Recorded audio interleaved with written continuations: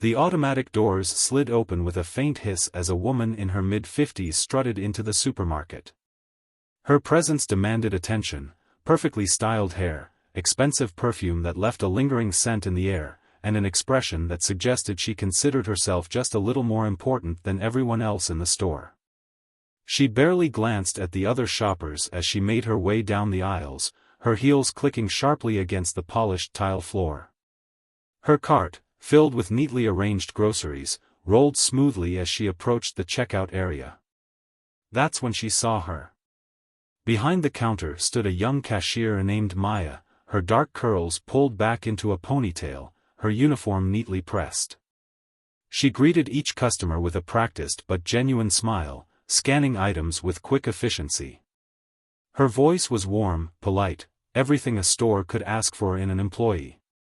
But the moment the woman saw Maya, her expression changed. Her lips pressed into a thin line, her eyes narrowed slightly, and for just a second, something unspoken passed through her mind. She hesitated, as if debating whether to continue forward. Then, with a sharp inhale, she turned on her heel and walked straight toward the store manager's podium. Daniel, the store's manager, was in his early 40s, dressed in the standard dark blue manager's vest. He had seen plenty in his years of working retail: the rude customers, the entitled ones, the complainers who thought the world revolved around their needs. But something about the woman's determined stride sent a silent signal that this interaction was about to be different. She stopped in front of him and smiled, but there was no warmth behind it. It was the kind of smile someone gave when they were about to say something they knew they shouldn't say, but were going to say it anyway. "Excuse me," she began, tilting her chin slightly upward. "I'd like to check out, but I'd prefer a different cashier." Daniel blinked, momentarily thrown by the request. "Oh, is there an issue with Maya?" The woman let out a soft, forced chuckle, as if Daniel had just asked a silly question.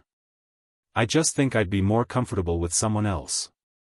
There was something in the way she said comfortable that made the air around them shift.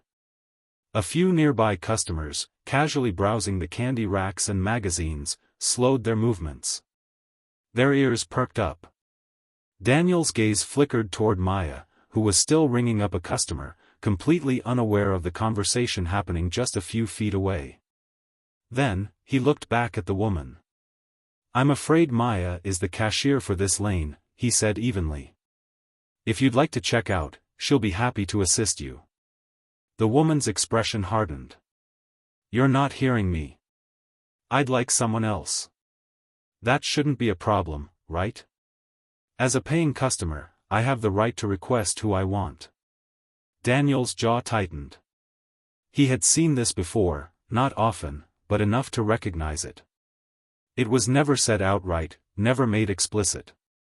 There was always plausible deniability. But the meaning was clear. He took a breath, making a conscious effort to keep his voice steady.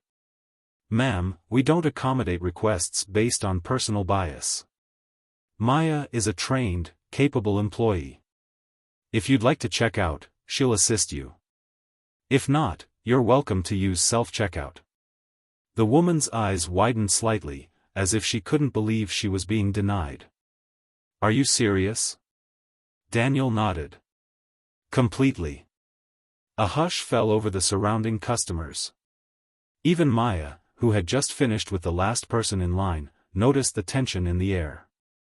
Her hands instinctively tightened around the edge of the counter.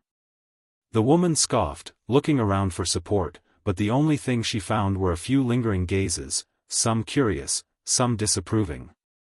"This is ridiculous," she snapped. "I'll be reporting this to corporate. And I will be taking my business elsewhere." Daniel shrugged. "That's your choice.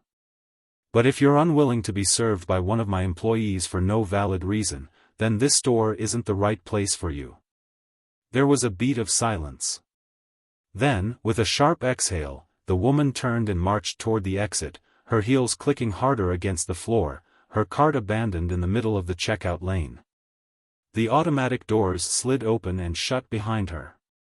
And then, something unexpected happened. A slow, quiet clap broke the silence. One customer. Then another. And then another. Maya felt her throat tighten as she glanced at Daniel, who simply gave her a reassuring nod. "Thank you," she whispered, barely loud enough to be heard. "You don't have to thank me," Daniel replied. "You belong here just as much as anyone else." The customers resumed their transactions, but the air was lighter now, more unified. A few people even made small talk with Maya as she continued ringing up their items. The tension that had filled the store just moments ago was gone, replaced by something else: solidarity. Maya had dealt with moments like this before, but this time, something was different. This time, she hadn't been made to feel small. This time, someone had stood up instead of staying silent. And that, she realized, made all the difference. If you believe in standing up for what's right, let us know in the comments. And if you enjoyed this story, don't forget to like this video and subscribe for more content that challenges perspectives and sheds light on real-life situations.